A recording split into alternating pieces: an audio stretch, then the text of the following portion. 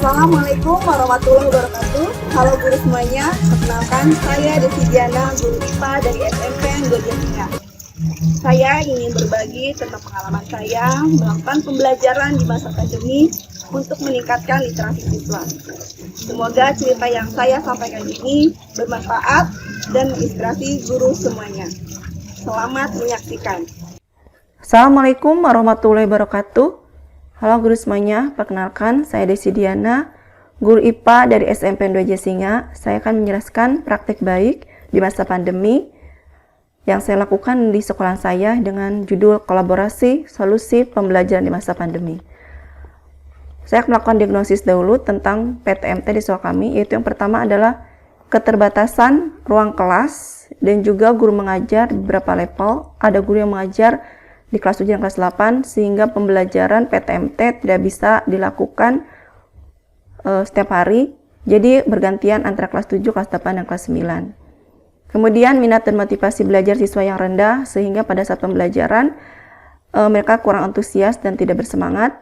Selain itu pembelajaran online ada masalah, yaitu adanya keterbatasan sinyal di beberapa tempat, baik di rumah guru maupun di rumah siswa, dan juga keterbatasan handphone. Ada beberapa siswa yang tidak memilikinya.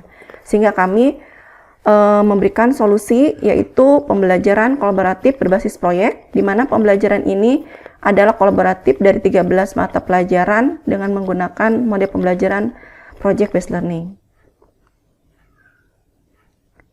Perencanaan PTMT di sekolah kami, yaitu kami dari hasil refleksi pembelajaran yang sudah dilakukan dan juga kami lakukan asesmen diagnosis, ditemukanlah masalah PJJ, yaitu hasil belajar 80% siswa rendah, keterlibatan belajar siswa juga sangat rendah, sehingga kami merancang pembelajaran kolaboratif berbasis proyek, di mana guru dan siswa berkolaborasi. Guru berkolaborasi dalam merancang pembelajaran berbasis proyek, siswa berkolaborasi membuat produk, dan pembelajarannya berpusat pada siswa. Berikutnya pelaksanaan PTMT. Pertama, kami melakukan asesmen diagnosis untuk mengetahui akar permasalahan, kemudian merancang RPP kolaboratif dari 13 mapel, kemudian melaksanakan model pembelajaran project based learning. Harapannya, walaupun masa pandemi, kompetensi siswa kami meningkat dalam berpikir kritisnya, numerasi, literasi, komunikasi, kolaborasi, dan kreativitasnya. Nah, bagaimana asesmen diagnosis yang kami lakukan? Kami melakukan dengan menggunakan tes tulis untuk mengetahui pengetahuan awal siswa dan juga melakukan observasi selama pembelajaran untuk mengetahui bagaimana sikap mereka selama pembelajaran. Dan selain itu kami juga menggunakan angket untuk mengetahui bagaimana pembelajaran mereka selama di rumah, apakah ada masalah, apakah ada yang membantu, seperti itu, kesulitannya seperti apa yang mereka dapatkan. Selain itu kami juga menggunakan aplikasi pintar untuk mengetahui gaya belajar siswa. Kemudian RPP kolaboratif yang berbasis proyek yang kami lakukan, yaitu kami untuk PAI, PKN, dan BK menilai sikap disiplin dan kerjasama siswa. Untuk IPA, prakarya, matematika, dan IPS, itu untuk mengukur produk bioteknologinya. Mereka membuat produk bioteknologi bisa yogurt, tempe, tape, merupakan produk bioteknologi yang mereka pilih. Kemudian mereka mengemasnya, kemudian mereka menghitung biaya produksinya. Nah, kemudian untuk bahasa Sunda dan TIK, mereka membuat video pembelajaran dan bahasa Sunda pada proses pembuatan produk bioteknologi.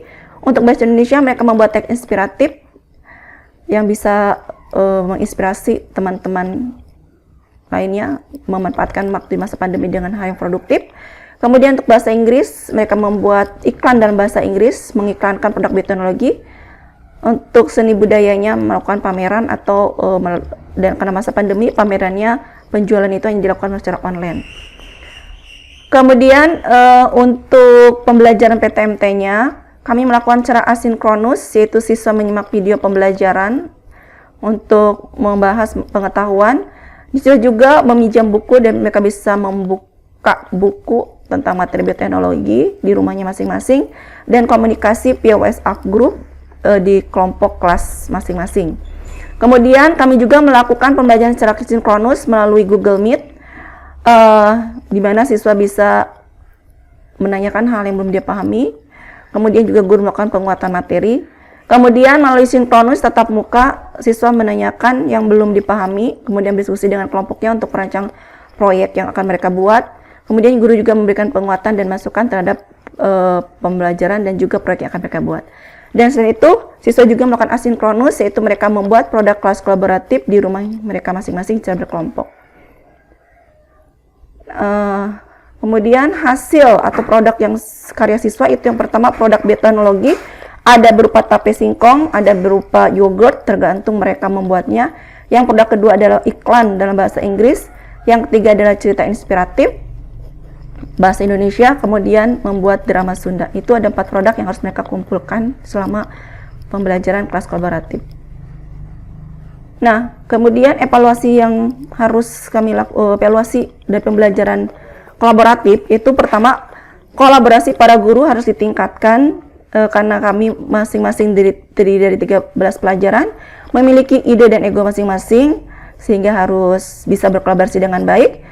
Yang kedua adalah komitmen dalam merancang dan melaksanakan RPP, jadi tidak saling mengandalkan. Dan yang berikutnya adalah membuat rubrik pembelajaran, ini harus disiapkan karena sangat penting, walaupun rubrik pembelajaran ini untuk mata pelajaran masing-masing juga ada, dan untuk kolaboratifnya juga ada. Yang berikutnya yaitu tindak lanjut yang akan kami lakukan karena pembelajaran ini terbukti efektif, maka kami berencana untuk menganalisis KD atau kompetensi dasar lainnya. Kemudian kami juga akan berusaha menerapkan di semua tingkat kelas, karena kemarin baru kelas 9. Kami juga mungkin akan mencoba lintas mapel, lintas tingkat jika memungkinkan, dan juga kami akan melakukannya di saat pembelajaran sudah normal meskipun pandemi sudah berakhir. Demikianlah penjelasan tentang praktik baik yang sudah kami lakukan. Semoga bermanfaat dan menginspirasi. Terima kasih. Assalamualaikum warahmatullahi wabarakatuh.